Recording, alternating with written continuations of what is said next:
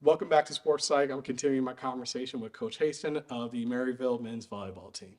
Yeah, when I talk to people, whether it's sports, anything, it's like at some point you have to make a decision. Are you going to go all in or whatever it is that you want? And it's like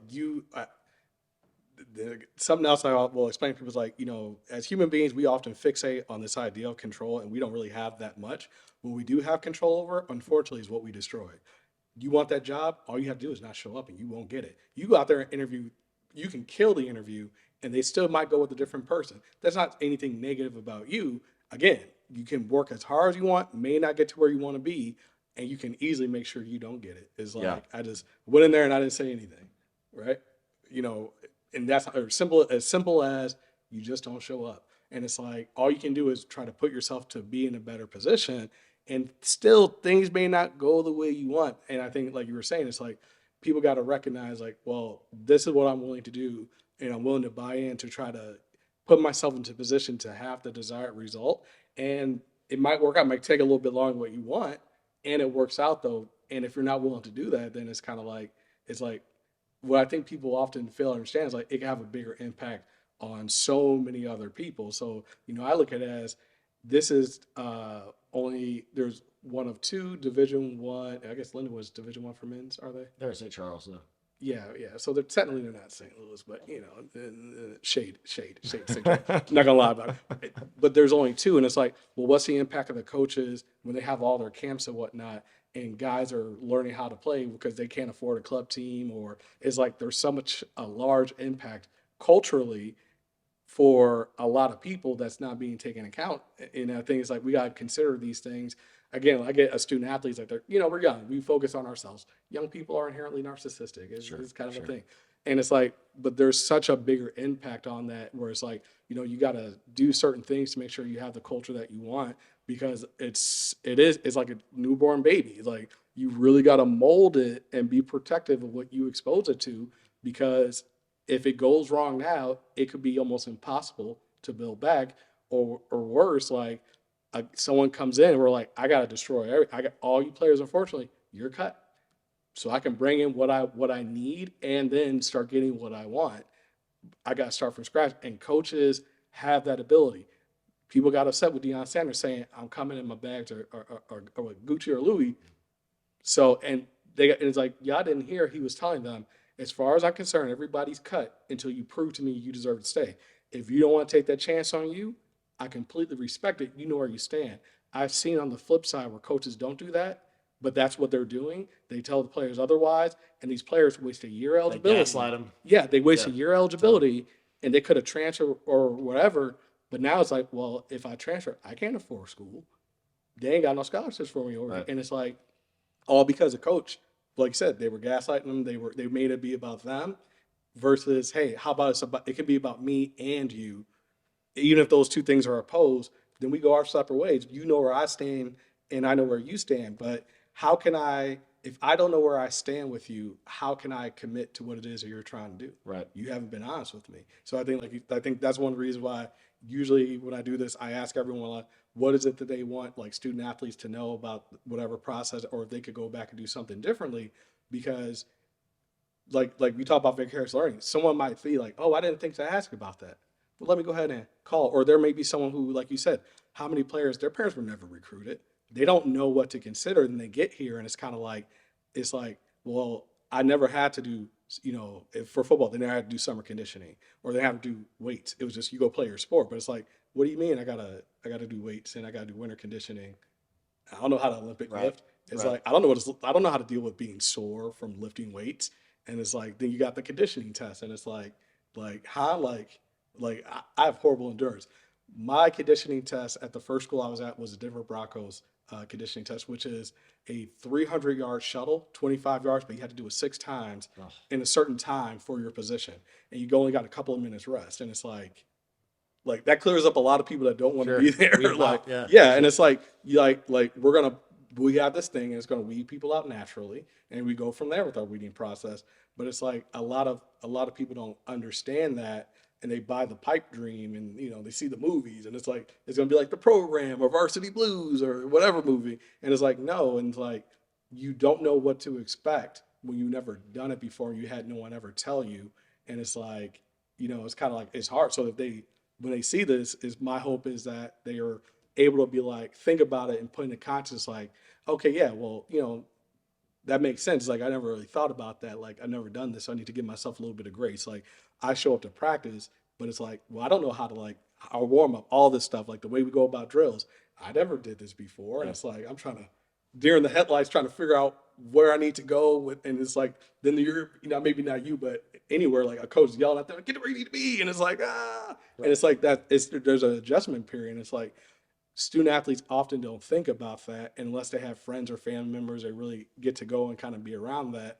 And all these things that they don't know what to expect make all the things that they have to deal with as is of being a student and being an athlete be that much harder. Like you touched on this earlier, it's like people aren't thinking about the academics. Like you're an okay student, but it's like, well, now you're in college and you got way more time commitments and this and that, and you still got to study, but you've never been to college before. You don't know that you should be studying, if you want an A, 4 hours for every credit that you take, if you want an A. Right. And it's like, well, I'm not, it's like, I don't even want an A, I just want a C. So I got to study 3 hours of reading this textbook and do all this other stuff. And it's like, and I got to go to practice. Well, my players have a problem. They don't have a problem, but the added obstacle to our program is that I require my guys to have a 3.5 or above, right? So a lot of them come in and they're already good students, and that's fine.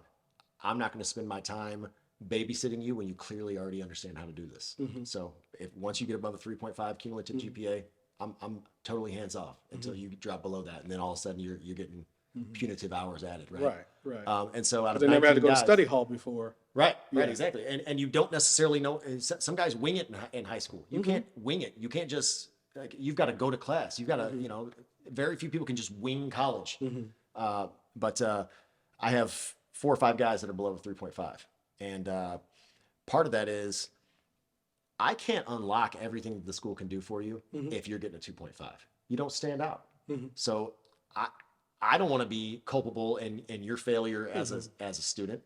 But at the same time, I don't think I think it's a difficult conversation for people who don't like school to make the correlation between people who do well in school, say high school, they have good grades and things like that. They have the same mentality as people who become good athletes, because not every practice is fun. And anybody who's seen my practices know that they are not fun. They are not catered to you having a good time. They are monotonous. They're those drills are that make you sore, and it's all about what do we need to focus on, right? But same thing with school. There are going to be aspects of school. There are going to be subjects that you hate. There will be professors that there are going to be professors that don't teach in a way that works well for you. Absolutely. And if you're the type of person that says, I'm going to dedicate the time that I need to get this done, even though I don't like it, and you're willing to do that. And once again, the GPA is indicative of your consistency as a student, not just of one great class and you had one great teacher. It's consistency over time. And so if you're somebody who has long-term goals in their mind, but is able to conquer short-term objectives over and over again until you reach those long-term goals, and that happens to be school, clearly you're going to understand how we do this with the athletic side of things. Okay, so most of the time it works out with me where I'm bringing in quality players who are also good students, and they understand I don't have to harp on them about getting into the weight room. You missed a strength and conditioning time because you had a class project or something. Okay, I don't have to go check on you that you're getting that time in, because number one, you already understand that, and number two, if you don't get that time in, somebody's going to replace you. Okay, and that will be your reinforcer. Yeah, and so it very much is indicative of your ability to set goals and your ability to grind through things that aren't fun. If you can be somebody that comes out of high school with good grades. Right. It's not always, there are plenty of smart kids that do poorly in school, and there's plenty of not so bright kids that do well in school. And it all comes down to effort. And if you can tie your success, not only in academics, but in athletics, in your life after graduation, if you tie it all to effort, so much of being successful is just showing up. At 23 years old, I was not a good volleyball coach. I didn't know everything I needed to know. I didn't know how to deal with people. I was very much basing how I coached off of my mentality as a player. I was a middle. Middles are not necessarily the most volleyball savvy people in the world. They're usually pretty tall. right. And We're it's running like, through a wall for you, right? Yeah. We just have a certain mentality. But if you understand that you will get better over time, and you apply the same goal setting to everything you do in life, you will see that you are going to take that and be consistent about it for 10 years, for 15 years. And then only at that point, look back and see where everybody else is. You'll see, wow, how am I so far ahead of everybody? Well, it's because they didn't start, or they found excuses. Those excuses kept them comfortable. And all you did was put those excuses aside and keep grinding. Yeah. Right? Being willing to learn and Right. try to Learn. look. Absolutely. And I tell people that it's like, if you're willing to learn, it's like, you may never need this tool. However, you end up in a situation where it's like, I haven't really used it. I know I have the concept though, because I just watched somebody do it. It's like, okay, you do it that way. Maybe that doesn't work for me 90% of the time, even 99, but that 1%, oh, I saw so-and-so do this. Let me go ahead and I have it in my repertoire. I had somebody say to me the other day, and it's happened a few times over the years. They were like, "You're a college volleyball coach? What else do you do?" I said, "No, that's my job. That's what I do." "Oh man, that's the life, man. Oh, you're so lucky." And as soon as they say that, it's almost like Slumdog Millionaire or something. You think back on all these different times in your life, and like, luck. There's not a whole lot of luck about this. it's a lot of work. When who would have come in and paid money to be an assistant coach at a Division III school, and then from there I was an assistant coach. At the same time, I was in grad school. At the same time, I was a TA. At the same time, I was coaching the 8th grade girls team at Hancock. Shout out to the Hancock Tigers. I had 4 or 5 jobs. I was coaching. A year after that, I started coaching club in St. Louis. So there was a time when I had 5 jobs at once, and my main job made $17,000 a year. I was a TA. I didn't make any money. Yeah. I was making $1,000 a year being the assistant coach at the school I was at before. So. Then you get past that point. Now I'm a teacher, right? Fast forward 5 years, I'm a teacher now, but I'm a teacher.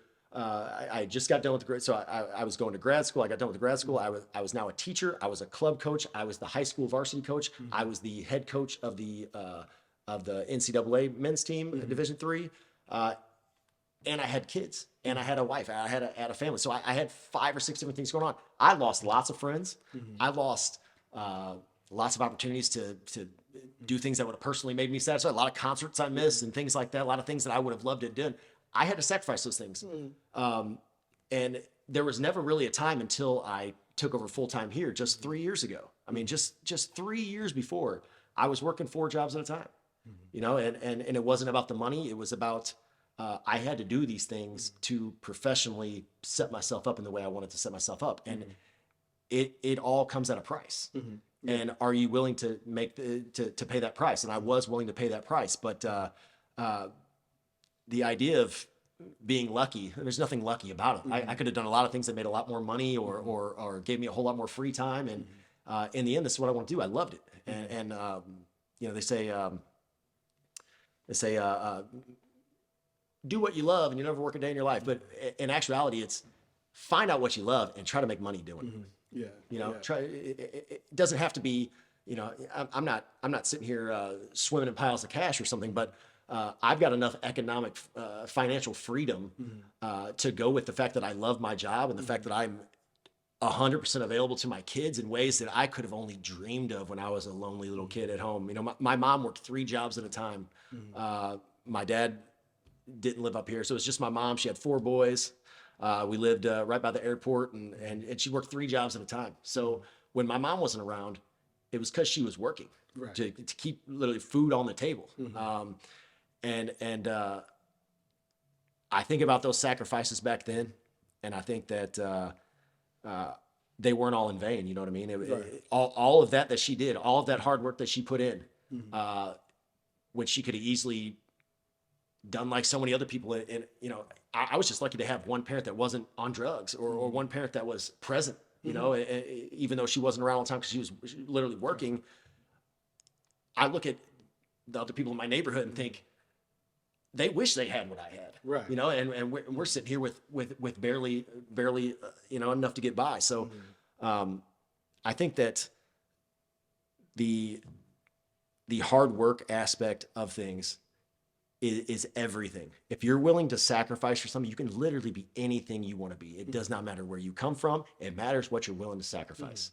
Yeah. And yeah, I'd like to have some of those, relationships that maybe I don't have these days with some of my friends from back in the day and things, just because I was doing other things. But the fact that I'm able to be the father for my kids that I never had. You talk about healing generational trauma. That's one step towards it right there. Right. And it's all based on this luck. Yeah. That wasn't really luck at all. It was a conscious decision that I made to not let anything get in my way. Yeah.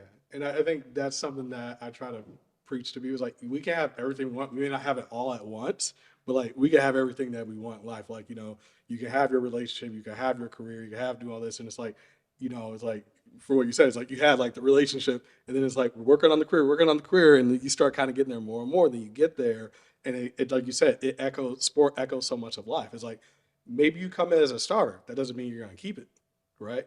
Or maybe if unless you do a certain amount of work, you never know how great you could be. Like you come in, you could be an okay player, and then you surprise everybody by showing up and doing the work. Like the whole adage of like, if you love, you do, never work in your life. That's BS. You have days you do not want to go to work, Right. and you're there. You're just like but like it's at the end of the day, it's kind of a thing. It's like if you still love it and you're willing to accept the fact that you're going to have great days and you're going to have some bad days, it makes it easier to tolerate those things. And I think that's kind of like why I like to ask, even though I like about the transfer. I think sometimes people come in with a certain level of entitlement, and then they get met with the reality things, and they have no tools in their tool belt to figure out how to do that. Because it's like maybe they were a great athlete in their sport and in their area, and everybody handed them what they wanted, and then it's like, what do you mean I got to work for this?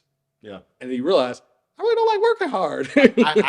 I respond best to the kids who come in with a chip on their shoulder, because I was the kid with the chip on my shoulder. It was I still hear the critics. I'm to a point now where I could drop all that off, but there's a part of remembering all the doubt that you faced along the way, because now it seems like, oh, it was a done deal. I'm here and whatever.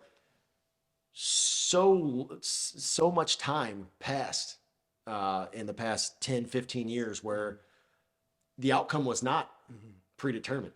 I could have failed in 100 different ways. And it didn't happen for whatever reason. I fought it off. I snatched, victory out of the jaws of defeat, and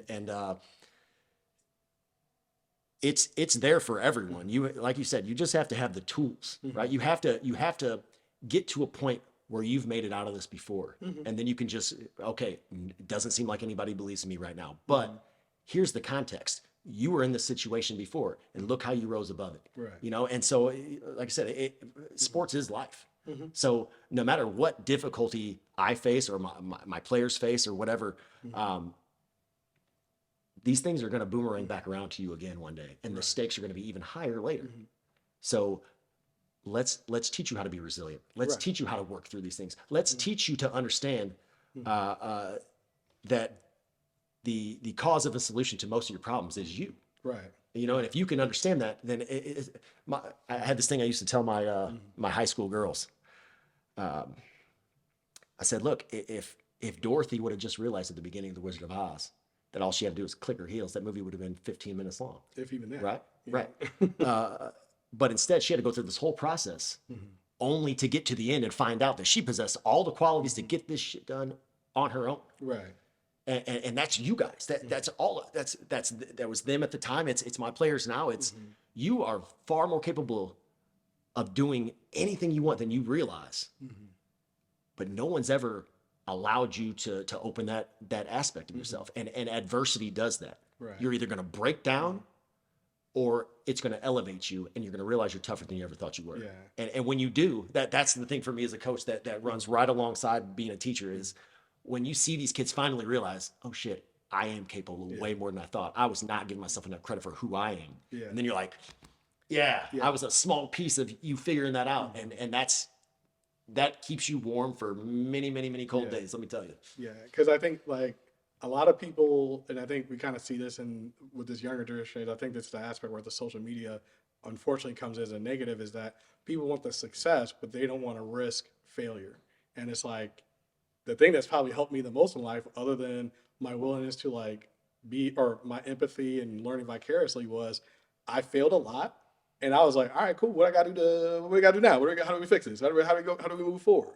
Is it because I was not what one would call the best student by any Yeah, means. me too. And it was like, oh, you got an F, and teacher give you a paperback folded over. And it's just Yeah, like it's folded over. I was like, ah, like I felt like I did better, but it was like, all right, cool. Well, I love learning, and this is gonna help me in different things. All right, what do I got to do to fix it? How do I go forward? What's the next step?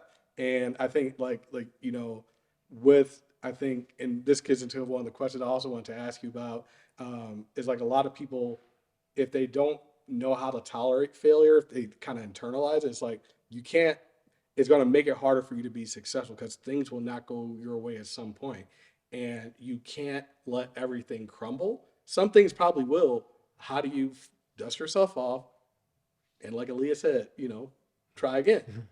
Put those pieces together, or maybe you can get new pieces. And with that too, being able to reach out for help, because you talked about, like, if you don't know what's going on with the player, you can't do anything to help them. And I think that's the big thing with, as there's more resources for mental health and just overall well-being support for student athletes, they got to be willing to use it. They got to be willing to ask. And as they communicate those things, we can better identify the barriers to those things. Because it's like, oh, okay, yeah, it's like, well, people are wanting this thing. Oh, we could hire somebody in house, but we never knew that there was a need for it because no one ever really said anything. So we was like, we'll go to the counseling center, cool. But it's like, well, that's a far trek from you. You're already here. Yeah, let's go ahead and have somebody in house, and then they're more likely to use it then. But if no one's using it, then that ends up being money that they can use for something else. I think that a big problem that we have in America today is that we like to identify that mental health is a concern, but we only allow certain groups of people, we only allow it to be okay with certain groups of people, right? And it sounds sexist, and I don't mean it that way, but it's much easier for a female who needs mental health services to go get that and not feel judged. You do that culturally, I think there's issues with it, but definitely with men in general. You just expect that men can handle things, and you expect that they're fine because they say they're fine. Okay, and they don't communicate the same way. They don't have those outward indications that show that you're in trouble, right? They tough it out and do all that stuff, and or worse, they've been conditioned to not be able to identify, because one of the things I've talked about quite a bit has been like male normative alexithymia, where it's like men don't know what feelings they have, or let alone how to express them, because they were never. It was always stop crying, right? It's like it all comes out some hard emotion. Yeah, it comes out as anger, because it's like, oh, this is disappointment. I'm not used to it's like I don't know how to really handle, but I've never been able to identify like that's what it was, or it's like they're afraid. Like I have one of those old school black dads where it was like when he was scared, it come out as anger, and it hit me one day. I was like, oh, he's worried about me, but it's like he was just conditioned to express it as anger, and it's like, okay, so it's like he's not mad at me, right? He's yelling, but he's not mad. Well, and age kind of helps you understand the context a little bit better. Yeah. When I was a kid, it was you kind of suffered in silence. Yeah. You learn to dust yourself off and try again, right? But it's not like that anymore. And if you would have looked at where we were in the 80s and 90s and compared that to post World War II, when psychology was first becoming a thing that people even recognized, you would say that there was a great leap forward by then, right? But nowadays we have a much better understanding of this. I think it's more destigmatized for men to be open and honest about these things, but still it's hard for people to reach out and get that help, because at that point you've got a lot of very competitive people, very prideful people that say, if I reach out, then that means I've failed. If I reach out, that means that I've lost all control over this myself, and I got to get somebody else help. Well, or it makes it too real, because one of the things I hear quite often is like, well, if they go see someone, then that's going to make it more real potentially, and they want to have some denial about it. It's like, oh, maybe this is more serious than what I want it to be or think. So, and I think that adds to that point of like they just suffer in silence because of it. And another piece of that is when you start to have kids. For me, it was really easy to take all the undesirable experiences of youth and kind of just compartmentalize them and move on. Right. I'm a big drop it off behind you and keep walking forward. Just don't stop moving because it'll catch you. Right. That's how I've always kind of been about things. And the problem with that is that you can last for a long time doing that. But the second you have kids, all that stuff comes right back and hits you right in the face. And if you haven't dealt with it, if you haven't dealt with that trauma, you're going to bleed it all over your kids. And then they're going to be in a worse spot. And if you can get a hold of it in some way, and a lot of people want to solve things. You don't necessarily solve things, right? You're not going to take, years of childhood trauma or whatever your trauma. You're not going to wrap that up in one quick session and fit it into an episode of a TV show or something. But you've got to get some kind of grip on it, or else all those things that you suppress, you move past. When you have to deal with your own kid and you see yourself in that kid's eyes, you're not going to have the tools to help them. And then what's gonna manifest itself is some maladaptive parenting style that's not helping your kid to be as strong as possible. And so I'm more of the type where if I'm bleeding out, I'm just gonna keep putting more bandages on it. Right. Keep putting more, but eventually it leads to the bandages, right? And I'm glad that in today's day and age, it's a lot less stigmatized, right? It's not that scarlet letter of, oh, you've got some kind of mental health issue. And when everybody's more free to talk about these things, you can be more open about your experiences. And I think there's a connection in being able to relate your trauma to somebody else, right? And to be able to say, oh, you had those difficult things happen. I had this. Okay, now I don't feel so alone. But when you never open your mouth about it, you feel like you're the only one. Yeah. I was like, the AC came on, so I could be able to edit that down a little bit. And with that, one of the things I wanted to ask you too, as we kind of get ready to wrap it up here a little bit, one of the things I know that have been also kind of inspired me to do this is a podcast I like called the Athletes Confidential, where they talk a lot about different aspects of sport, but a big thing has been like identity and then the transition out of sport. What do you do? What do you what is it you've seen has been helpful? What do you think maybe the NCAA should be adding, let alone conferences in school? And even what you tell your own players to help them prepare to that transition out of sport, because it's kind of like for these athletes, especially Division I, it's like they've probably been playing for a while. That their identity is so wrapped up in I'm a volleyball player, and then it's like you're a college volleyball player, and now it's like, well, you may have volleyball, but it's like maybe you're not going pro because you don't want to go to Lithuania. You don't want to go to Korea. Even if you do, you're done, and you're gonna have 50 years of your life. Yeah. No matter what. So. And then what? And it's like, so what do you tell them to do? So it's kind of a two-part, like in terms of how do they build their identity outside of their sport while they're here and take advantages of being a college student, which allows a lot of opportunity for failure and just trying new things, let alone that transition piece as, hey, you know what? It's senior night. This is it for you. How do you help them prepare or even think about that transition out of sport? I think first and foremost, you start that process early. It's something that we're talking about from the time you get here. We are preparing you for life after volleyball. That is inherent in the grades. That's inherent in the work ethic. The whole idea of who you are when I'm not looking is who you are. Don't fake this stuff like you're somebody different, and then behind my back, this is who you are. The person that you are how you treat people that can't do anything for you, that's who you are. Just because you're somebody to me because I can do something for you, that's not who you are.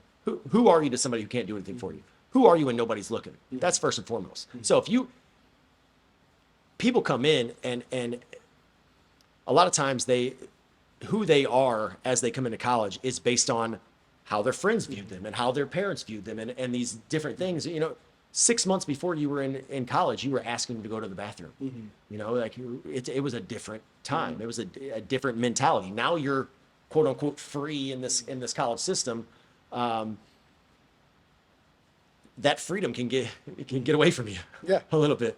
And so I try to hedge hedge it a little bit by bringing in quality students, right? If you're somebody with a lot of red flags, I'm going to try and find those, whether it's through my own interviews with you or through having you stay overnight with the guys and things like that. And a lot of times they'll find the red flags that, hey, especially now, I don't think they fit our culture. Here's why, coach. And I'll get opinions from everybody.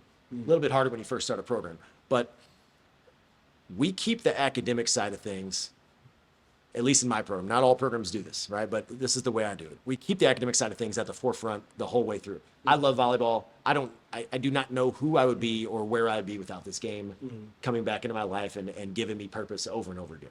So I'm forever indebted to this game. But not everybody's going to be able to be a college coach. We need to make sure that not only are you doing something that you want to do, but we're taking the steps to prepare you for that long before senior night. And a lot of that comes down to, first and foremost, making sure you have the grades. Maryville takes care of you if you have your grades. They will take care of you. If you don't have the grades, I can't help you because you didn't do enough to market yourself, right? So we don't let those things fester. If you've got a 2.5, you're not going to have that for long, or you're not going to be with us. It's just, you're going to ostracize yourself real quick. But so much about this experience that goes beyond volleyball goes to your preparation for what you're going to do. If you're preparing for your postgraduate life the same way that you prepare for volleyball matches, if you've got good work ethic, if you genuinely care about whatever the product is that you're putting out, that you're putting your name on, if you genuinely care about these things, you're going to notice that you have a way clearer path to self-actualization than somebody who's got to learn these things after they graduate. One of the problems with going to a giant school like Tennessee was that nobody cared if I made it out or didn't, because there's 15,000 freshmen coming in next year. They didn't care. I had 8 or 9 guys probably that I was really, really tight with. And I bet only 3 of them graduated. And it was because they just fell through the cracks in one way or another. They didn't have a lot of support. So I try to make sure, Maryville does a good job of having support. Everybody's got a life coach when they come in, and they literally follow them, make sure they don't take extra classes they don't need, make sure if they're having problems with a professor or something, they've got an outlet to help. We didn't have anything remotely close to that when I was in school. They have that here. It's very kind of on the forefront of good practice these days. But outside of that, they've got another advantage, and that's this entire community, this family of people that we have on our team. And regardless of if you're the worst player on my team or the best player on my team, all of you get treated like humans. All of you get treated like I care what happens when you graduate. Because I do. If I do this right, if I can help you in a way that helps you to figure out who you are and helps you to figure out where you're going, I'm having a direct impact on not only you, but your kids and potentially your grandkids. If you do this, if you do it wrong, your grandkids are going to feel it. And if you do it right, your grandkids are going to feel it. Right? And so to wait until senior night or wait until their senior year to start having these questions about what you want to do, it's terrifying.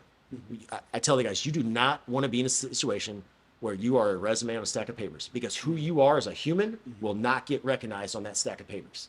So we do a lot with, and sometimes this impacts me in our practices. Sometimes I won't have a guy at practice because he's doing something for an internship, or he's doing something for some postgraduate scholarship or a GA position or what. It happens, and it impacts us maybe in the short term with a practice or something like that. But ultimately, for me, the things that I can control are bringing in the right people, letting them know from day one that I'm an advocate for them. The same way I would for my kids when I did 15 years, 5 as a TA, 10 as a teacher in a severe autism classroom. Okay, I can't communicate with those kids in the way that I can communicate with other people. So my number one goal is to make sure that there's some way that these kids know that I care about them, right? And for them, it was more, it was less about talking, but I have to make sure you understand that I care about you, so that you understand that when I give you advice, it's not because I'm being mean, although sometimes I might not sound, I might put it in the most poetic way. Delivery might need a little work at times. Needs some work on the delivery at times, but I need you to understand that first and foremost, as a human being, I'm here for you. I'm ride or die for you. And that's where I do take things personally. Kid doesn't want to sign with me, wants to sign somewhere else, go there. You unless I really like you, which doesn't happen often, you don't have a back door into my program because I'm putting my efforts into you. If you come here, if you believe in me, believe in what we're doing, and you come here and you decide that you want to be a part of how we're doing things, you're family for life. And that's just how it is because you chose to be here. I chose you, you chose me. We're a part of this. You graduate, I'm still there for you. You're struggling with classes, you're struggling with your girlfriend, I'm there to give you help. Because I'm not the smartest person in the world, but I have failed so many times and and one of my greatest traits is that I try to learn from those mistakes. I welcome the mistakes so that I can learn from them. You learn so much more from that feeling in the pit of your gut when you know you've screwed something up than you ever do from having easy times and conquering those easy times. Right. And so it all starts with that grassroots ability to let people know that you are in this for them, that their success is hitched to you and you feel that responsibility. And if they know that, they're going to be more vulnerable with you. They're going to be, if the whole team understands that that's a piece of who you are and who we are, it's going to be easier to share your problems. And we're all in this together is a whole lot better than you're all in your own. And so if we can make sure that's how we're setting this up, then for this brief moment of time that we're together, 4 or 5 years, right? You're a piece, just a small, brief stint of time. I mean, think back on college. It went by so fast when you're 40 years old, right? But when in my case, I was in school for a while. Right. Undergrad, yeah. So when they understand that no matter what happens, they're away from their family. They don't have that base of support a lot of times, especially when they're coming from out of town. But they know that they can count on you and that you're genuinely in this to look out for them. It's not just, oh, you came in, you brought this tuition, it makes me look good with admissions or something, you know. It becomes very personal. And so when people do transfer out, I do take that personal. But when they come here and they want to be a part of this and they stick it out from day one all the way to the end, and I'm seeing that growth, I'm invested in you for life. That's just how it is. And we've got guys on our team right now that are not, you know, if you judge them by just meeting me, like, oh, that guy's kind of a jerk, you know? Okay, you know, everybody's got some people like that. But when I look at them, I say, man, you've shown tremendous growth over time, right? And I understand who you were when you got here and who you are when you leave. And I can have that conversation about you and about where that growth went. I can have that conversation about you and say, hey, well, look, this is where you were at 18. Look where you are at 23. Now tell me you can't apply that same thing to 40. Tell me where you're going to be at 40. Yeah. You know, and the baseline of making sure that these kids are well taken care of is you got to actually care about it. And if you don't, and you just care about wins, great, you're going to get some wins. And people are probably going to clap and tell you, and you might win a coach of the year or whatever. Awesome. Right. But if you can't look back and have relationships with these kids that last long into their adulthood, you did something wrong. Right.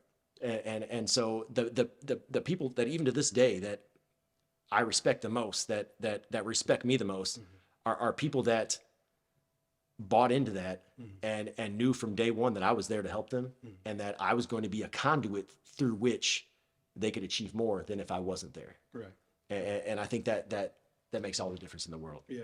So it's like incorporate it into the culture, and it kind of like it helps take care of itself, and then you reinforce it. Because that way it's not fake. It's not fake. Yeah. It's not, we need to do this at the end. We need to check this box off. No, it's all part of this experience of I'm an adult and you are now adults, but you're still kids and you've got a lot to learn and you're going to make mistakes. And there's going to be times when you piss me off or you fall far below the standards that you would hold for yourself.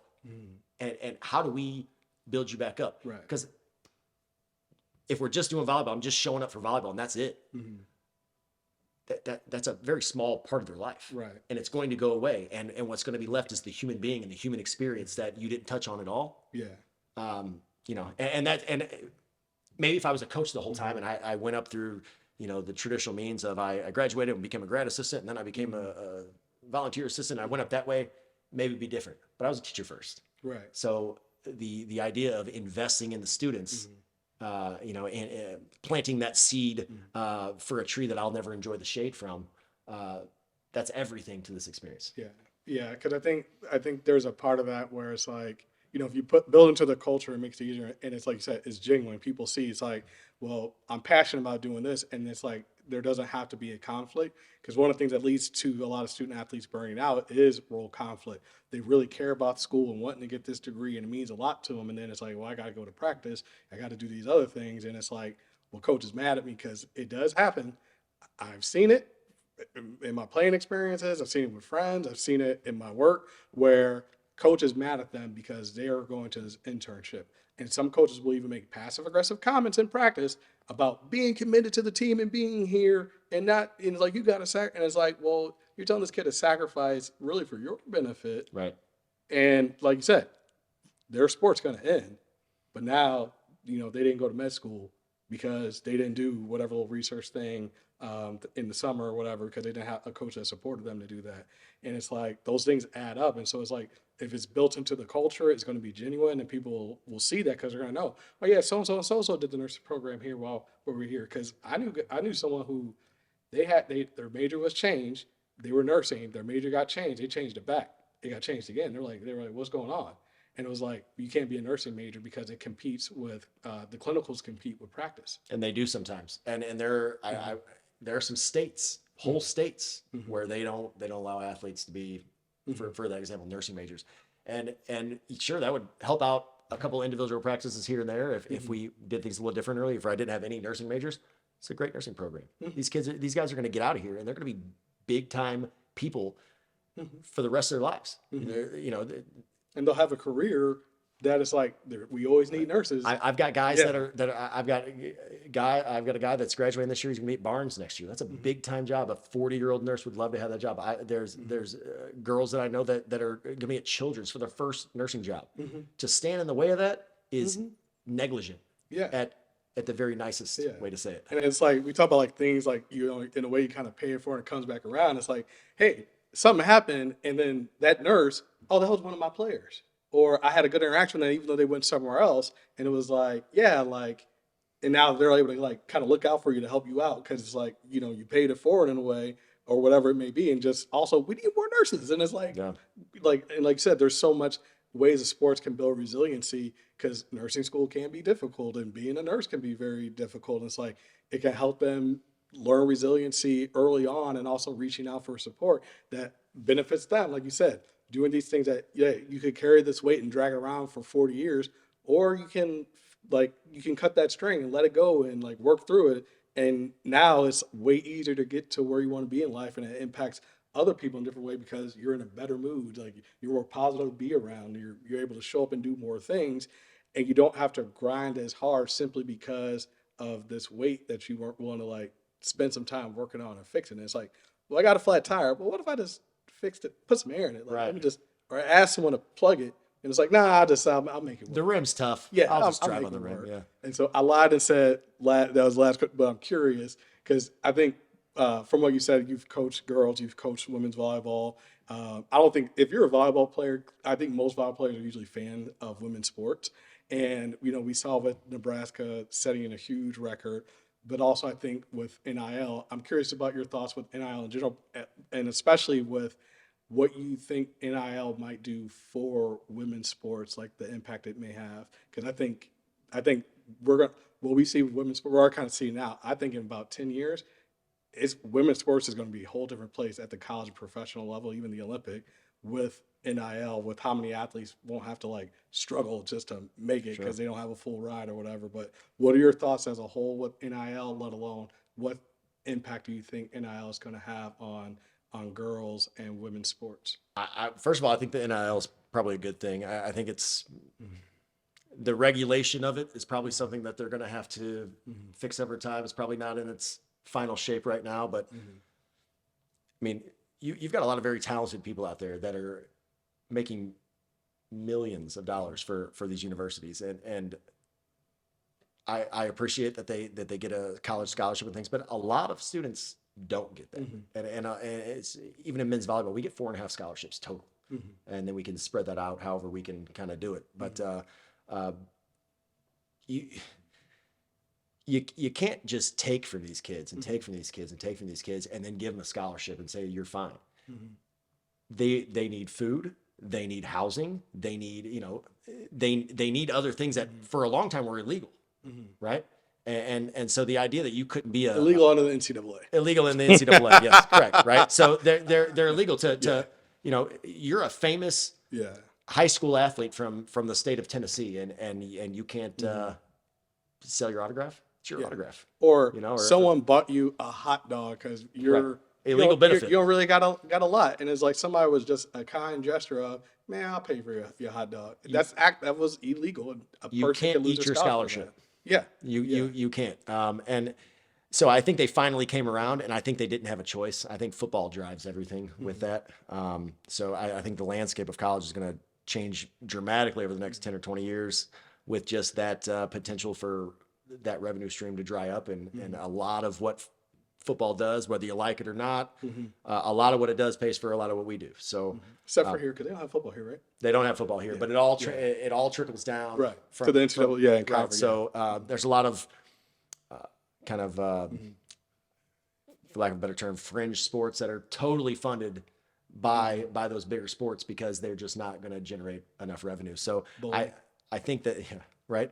We've got a great bowling team in Maryville, by the way. So I would say that it's long overdue to have this money. The thing that you see the people making millions of dollars, but you don't understand that there's other people that are making next to nothing. So it really didn't change a whole lot about some of those people. It's just the more marketable people can now make money, whereas before it would affect their eligibility if they did those kind of things.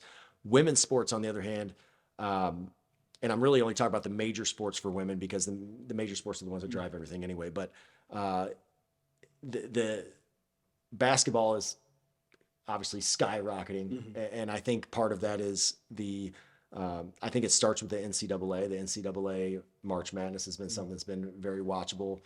Certainly, although it's not generating revenue at this point, but I think the WNBA is another way to highlight exceptional women that were good in college and then they just disappear, or they've got to go play in Russia to. So now we've got more of that going on. There's a new pro volleyball league that just started for women too. More exposure to great women, right, is only going to highlight the things that they can do, right? And I think that if you went to the 1960s, what can women do in sports? I don't know. Let me go to some random school that actually supports their, may or may not support it. You get Title IX. Yes, it affects some fringe men's sports and things like that, and people don't like that. But ultimately, the idea of fairness is something that I think people can get behind.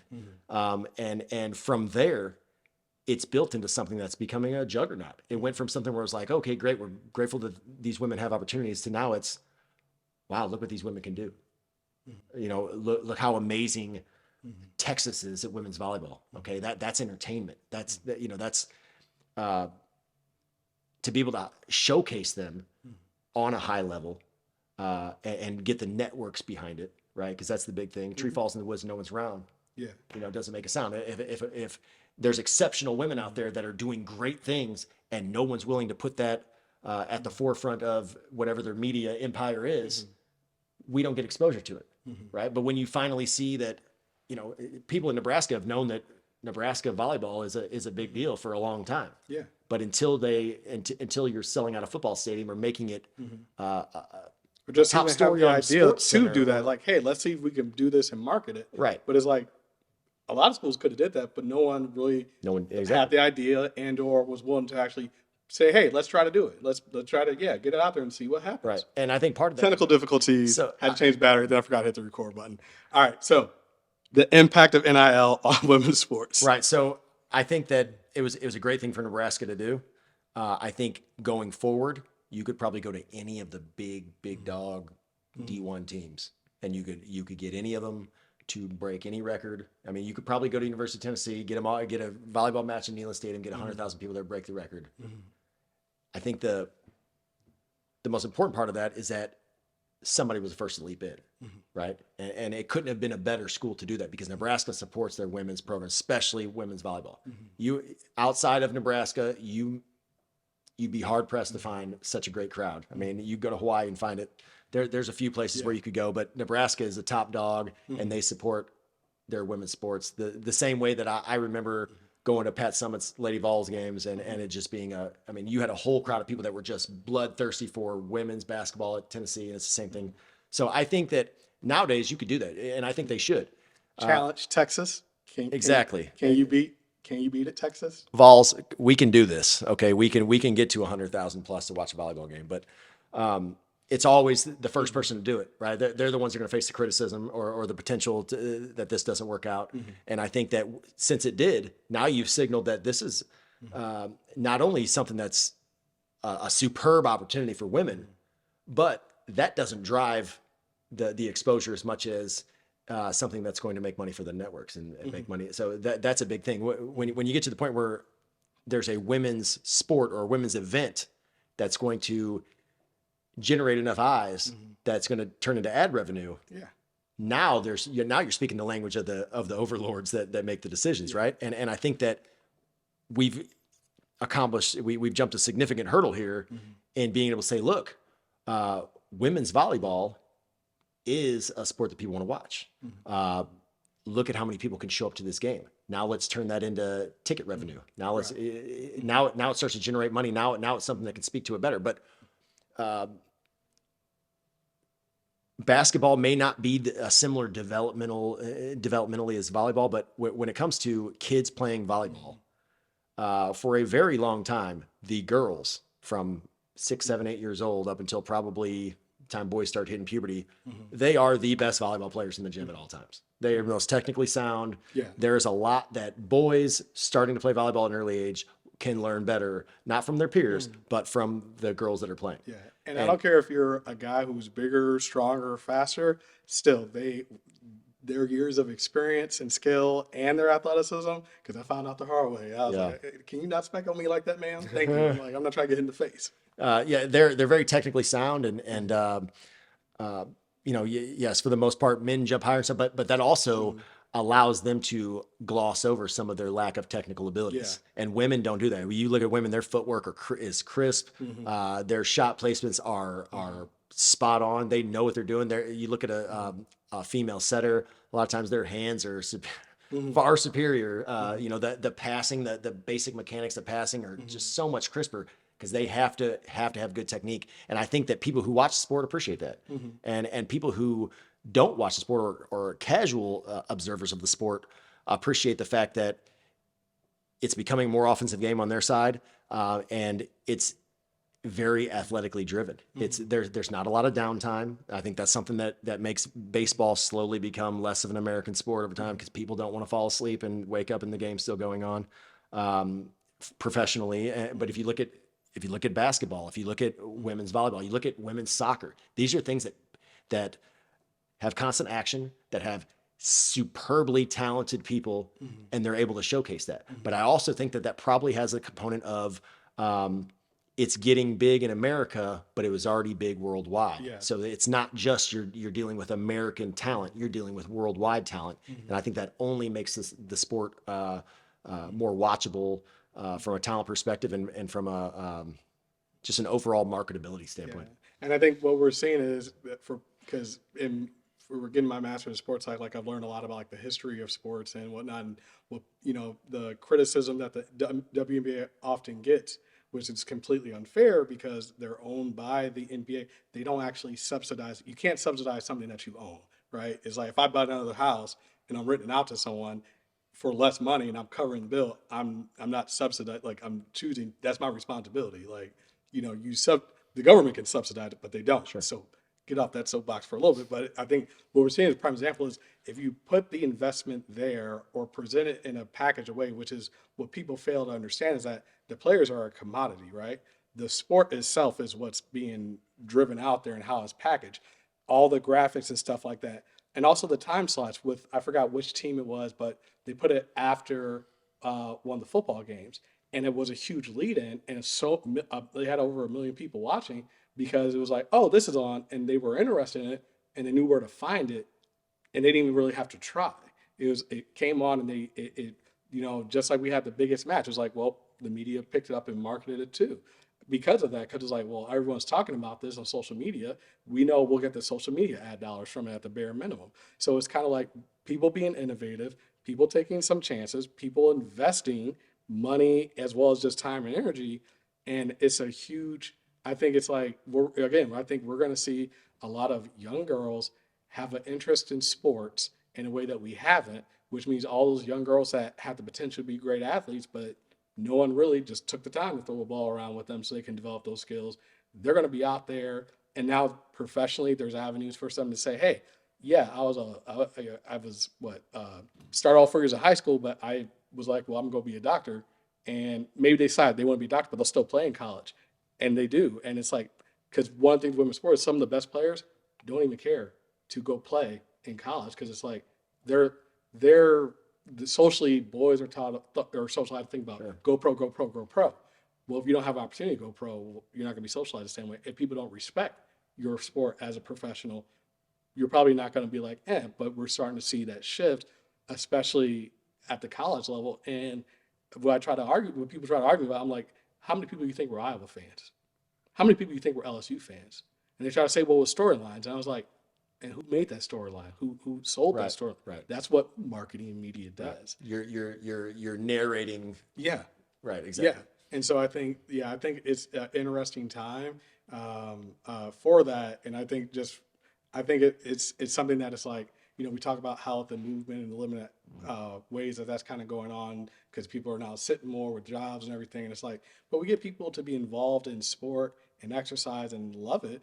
It kind of takes care of itself. But if people don't like it, they hate PE class and whatnot. Yeah, right. What do you think is going to happen 10 years from now? Right. And I think those are values that we either choose to reinforce or we don't. Right. So the whole idea when I was in high school, I took every PE class available that I possibly could. But there was an idea that the boys played hard and the girls sit in the outfield and chatted it up. And there were only a few girls that even cared to play the sports.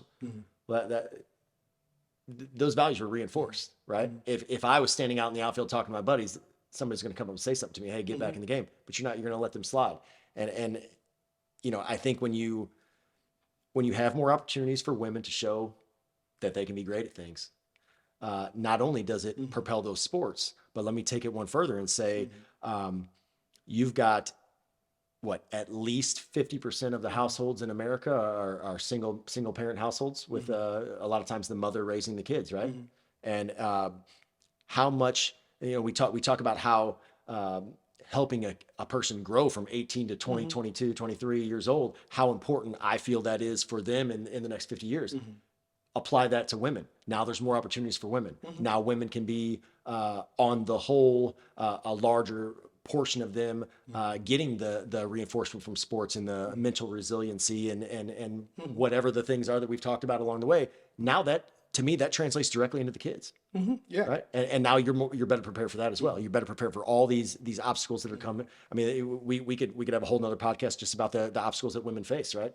But let's talk about how we can build resiliency. Well, one way is to give them the same kind of opportunities in this new day and age to make sure that they're learning from the sport in ways that are going to benefit their life. Yeah. Yeah. Because I think, like I said, it's like you create an environment where it's intrinsically fun, so much take care of itself. With that being said, people need an opportunity. If they don't have an opportunity, it's not going to happen. And it's like, if some people are going out their own ignorance and then they get exposed to it, that can be enough for them to be like, well, oh, damn. And I think like the fact, if you look at softball, the Women's College World Series being way bigger than the men's, there's a reason for that, right? And like, I think that's what I'm interested in is like, okay, well, Nebraska did this with volleyball. Well, what about softball? We see how much of a craze there is for that. Mizzou softball often breaks attendance records for the conference, for the school, whatnot. Right. So what happens? Why don't they say, you know what will happen if we go to the Cardinals and play in their stadium?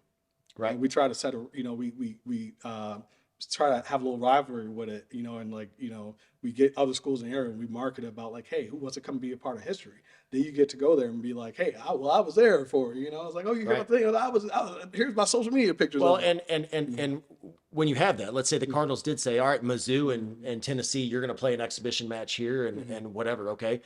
You're taking your platform, you're taking Busch Stadium and all the following and fan lore of 120, 30 years, whatever it is of the Cardinals.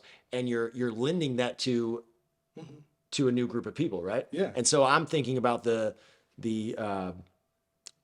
benefit for the players, but I'm also thinking about the benefit to the little 6-year-old girl that's sitting in the crowd watching that and saying, you know what, I want to do that. Yeah. I didn't have any direction, but now I want to be somebody like that. I want to embody those kind of principles that I see in that girl. Yeah. And you know, it's all about exposure to people that look like you, exposure to people that come from a similar background, and you could say, if they did it, I can do it. Right. And you seeing even their parents being excited. Because one thing that kind of got me even be interested in sports was seeing like my dad loved basketball and football. And I was like, well, shoot, kids always want their parents' attention. It's like, well, I'll go play football too. Right. Yeah. And so, yeah, and it's like, I never played an organized sport before because my dad, he kind of grew up culture where it's like, everybody played sports outside. But I'm like, Dad, when you were a kid, everybody had like 10 kids.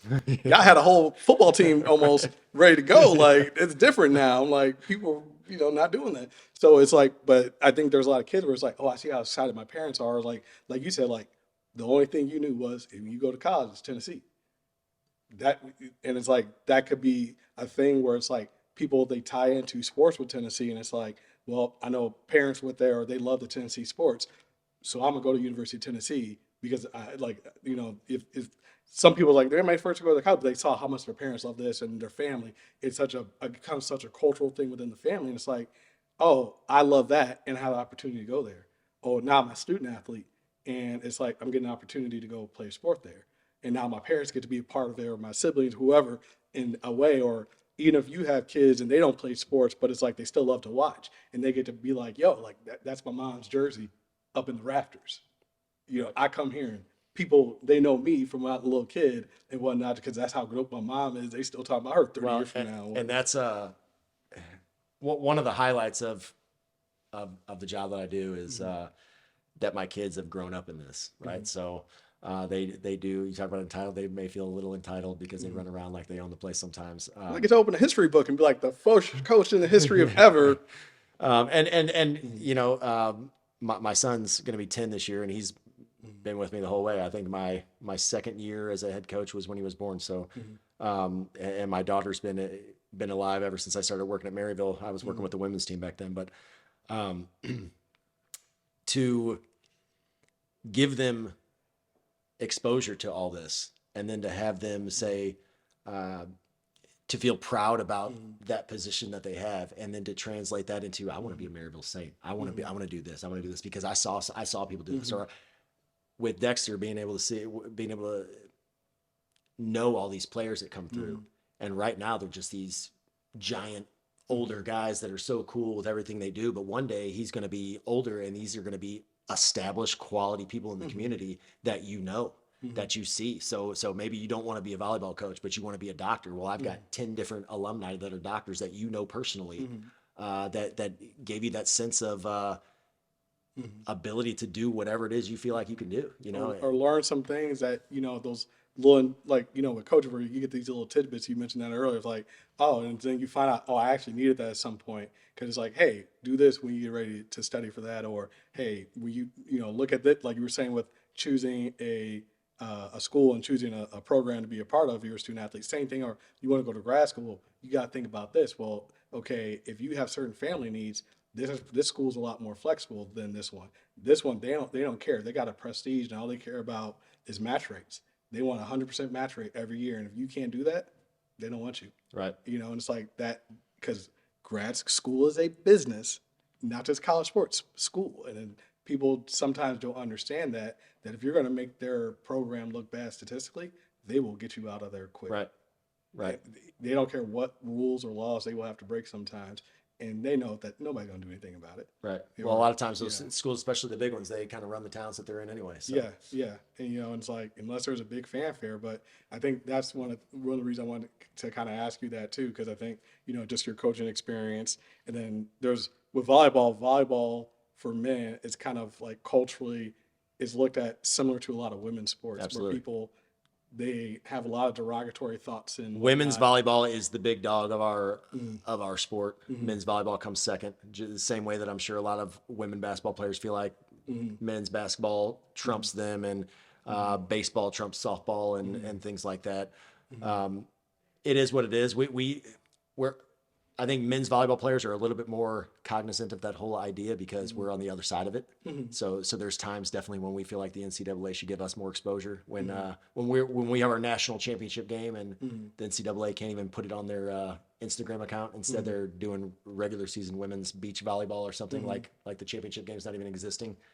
We feel slighted in that, and so instead of just being pissy about it all the time, which you could definitely do if you got into it too much, and you understand, well, I don't like how that feels.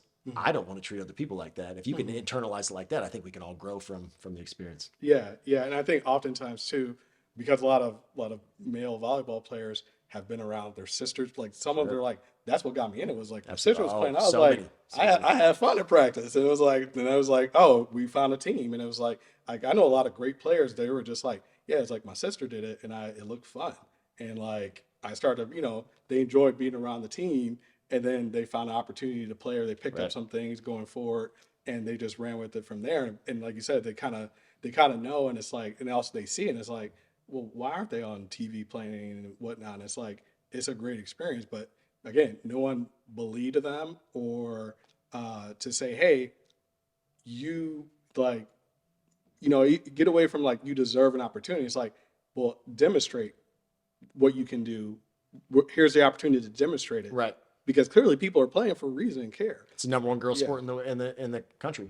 Yeah, yeah, and I think with that too, with volleyball for boys, it's like there's a way that they can kind of mark it in on some of the concerns a lot of parents have about football. I play college football.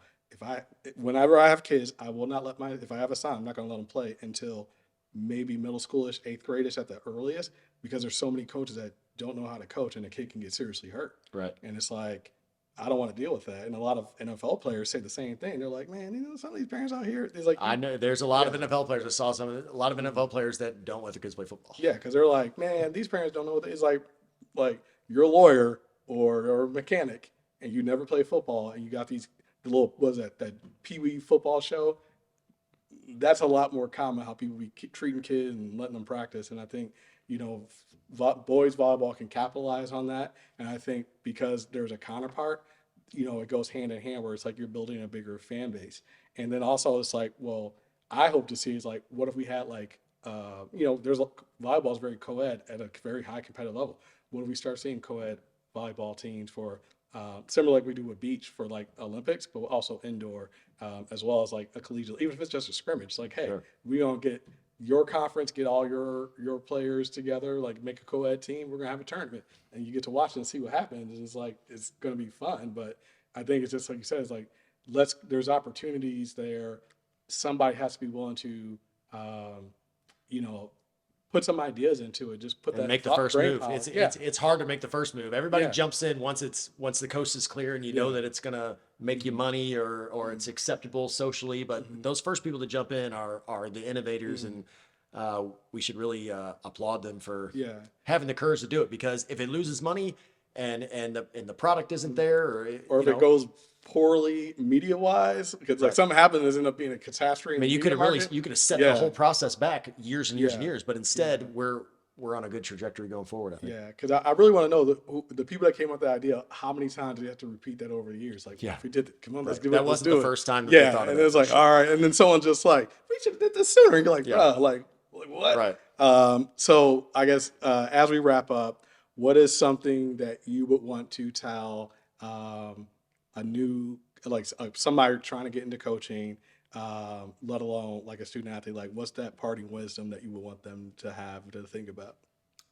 You talked about earlier the putting those tools in your bag, right? And something that I've always, for a long time, I've tried to tell myself in the hard times is it's a Latin phrase. I won't say it in Latin, but it's basically be patient and strong. One day this pain will be useful, right? So you can't take the setbacks as if they define who you are. You have to take them as part of the process. And,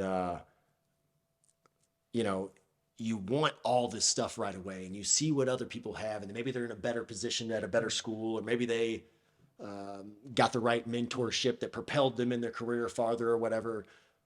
But ultimately, the accolades that you get if you even get them, are secondary to your internal desire to do right, right? And if you truly have the kid's best interest at heart, and you love the game, and you demonstrate that in your actions,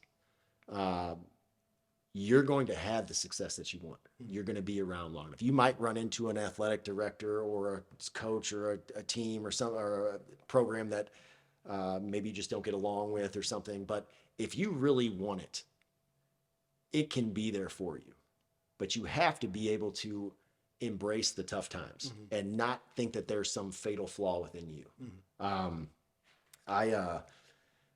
Somebody told me one time, they said, you're never as bad as you are when you lose, and you're never as good as you are when you win. And if you can understand that you're somewhere in the middle,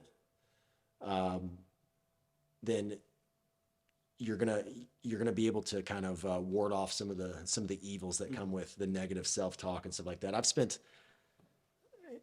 Look, I'm at the college level now. I've had over 200 matches in the NCAA with the men's side. I spent probably 130 matches as a Division II women's coach, another 150 matches as a high school girls varsity coach, and probably another 150 to 200 matches as an assistant coach at Division III. So I don't know how many that adds up to, but that's a lot of. In 17 years of being in the NCAA, I've coached a lot of different things, worn a lot of different hats, and I beat myself up over some stuff that I probably shouldn't have beat myself up over, but I didn't have the context of older age and experience to get me through. So what I would say is, if you really want it, focus on the things that matter, focus on the players, focus on the fact that you are so lucky to be able to wake up every day and coach a sport for your career. Okay. I see a lot of people that are very upset waking up every day. They wake up on Sunday morning and they can't even have a fun Sunday because they're already worried about how bad work's going to suck on Monday. I am so blessed to not have anything to do with that. And there's a freedom in that. If you're able to get a job like this and monetize it and become a coach, understand that your win-loss record is a byproduct of the other things that you do. Okay. The grass is not greener on the other side. The grass is greener where you water it. Put your efforts into your people. And it may not manifest itself in that first year or that second year. But if you're doing the right thing, eventually you're going to attract like-minded people. Eventually you're going to attract people that are going to fit into your philosophy. And eventually the winning, the competitives will come. So many people stop digging right before they reach the treasure. They just stop. They give up. They feel bad. They internalize all that. All the factors that go on in trying to build a program, a lot of them are outside of your control. Okay? So if you can have the superpower to take the things that are outside of your control and just drop them off and only worry about the things that you have control over, your attitude, your effort, the effort that you put into going out and finding recruits, if you're willing to sacrifice the short term for the long term, and you're able to rely on a baseline level of support, which is not everybody has. If you're able to do those things, your success will come. It just won't come as fast as you like. But what is your perception of how fast you would like it to happen? What is that based on? It's usually not based on anything in reality. It's usually based on what you saw out of your friends or what you saw out of this person over here. This person's got it already. This person won coach of the year already. This person did this and this. And you start to feel like you're worthless. But your path was totally different than them. Right? And so if you truly want it, you will never get anything out of life that was just given to you and appreciate it. It will never happen. You will never appreciate it fully. If you really want it, it's really something that you want. You're not doing it for the money. You're not doing it for the wins. You're doing it for the other things. If you're doing it for any other reason than to invest in the people and be an important stop on their journey through life, if you're doing it for any other reason, you're going to end up unsatisfied. Because it's just like if you went into a career and it was all about money and you based your whole life success on money, you could have a lot of money. But the second that money's there, you're not there, your self-worth is going too. Okay. And it's the same thing with that. If you tie everything about who you are as a coach to your wins and losses, okay, when those things don't go the way you want, because you're not out there playing, you can't control it outside of your practices and your preparation and the guys you bring in. But once the season starts, you've got who you've got. Mm-hmm. If it doesn't work out, you can't just blame yourself. Mm-hmm. Okay. There's times when you blame yourself and do things, but you have to understand that it is a process. And where most people will play Madden or something like that, and they'll go into franchise mode and they'll, oh, well, we're bad this year, I'll just auto skip. There's no auto skipping. Those tough years, you have to be there for. You have to be present for them. Mm-hmm. You can't check out. You can't look at your watch and hope that those days are over and we can skip ahead 3 years. It's not going to happen. So in that moment when you're struggling at the most, when you don't seem to have the answers, in that moment, you need to ask yourself, what can I get out of this? What in this experience is going to help me in the future? And that's what I say. Someday, this pain will be useful to you. Don't let it all be for nothing. Don't let it all be for the detriment of your mental health. Learn something from it. You can choose your response to those situations. And if you do, next thing you know, 2, 3, 4 years down the road, when you have a grip on that program and it's your people in there, right? Because I've also been lucky to not have to come in and take over a program that already had things in place, and I had to switch things and kick people out. And when you have control of it and it's your people and you've selected those people, you're going to notice that they all fit in with what you want. If you've communicated to them prior exactly what you want, you're going to attract those type of people. And when you do, then you're going to say, wow, we're winning games. Oh, I must be a better coach. It's likely that you're just as competent of a coach as you were before, but you framed it in a different way to where you've navigated the tough waters, and now you're on the other side of it. But you've got to. So many coaches got in that tough time at the beginning of building a program, and it was overwhelming, and they quit. Next thing you know, they're working at Northwestern Mutual or somewhere, and they're doing some job other than coaching because it was tough and it didn't pay much. So you got to ask yourself in those tough times, is there anything I can take away from this that's going to make me better going forward? When the stormy seas are over, is there anything I can take away from that that's going to make me a better navigator of my ship on the calm waters? And it doesn't work the other way. You don't learn how to navigate the stormy seas on calm waters. It only happens when you face adversity and you answer tough questions about yourself and you agree that you're going to take things away from this that are going to build you to be better. And you just keep on that same process of growth. And if you're doing that and you're also expecting that out of your players, they're going to see that your mentality and their mentality are together, and you're going to see them playing harder for you. I appreciate that, man. I think that's great. I think so much of that ties in to a lot of what we talked about, which is, be patient. Don't be afraid to work. Ask for help. Ask for support. Give yourself a little bit of grace, in that process. Because I think, like you said, it's, what are those little things that matter? And so I appreciate you sharing that.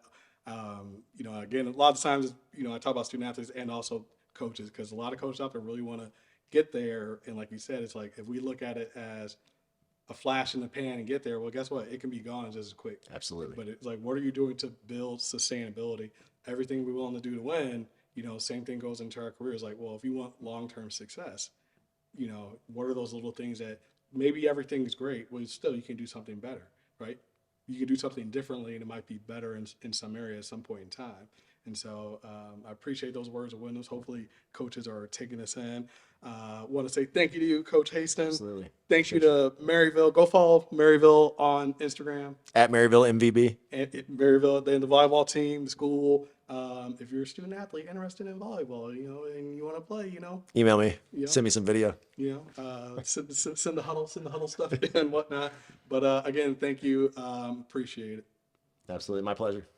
I appreciate the support with this, by Yes. the way. I get a little nervous doing this. No, you're doing great, man. And you talk about people that are grinding, man. You've done really well for yourself, and I'm proud to known you and seen the growth yourself, man. You've come a long way too. So happy that you had me on. Truly. Thank you for being here. It means a lot to me. So like I said, this is one of those things. Like, if I wanted to be something, I got to put in that work. So. Absolutely. All right. Thanks. Yep.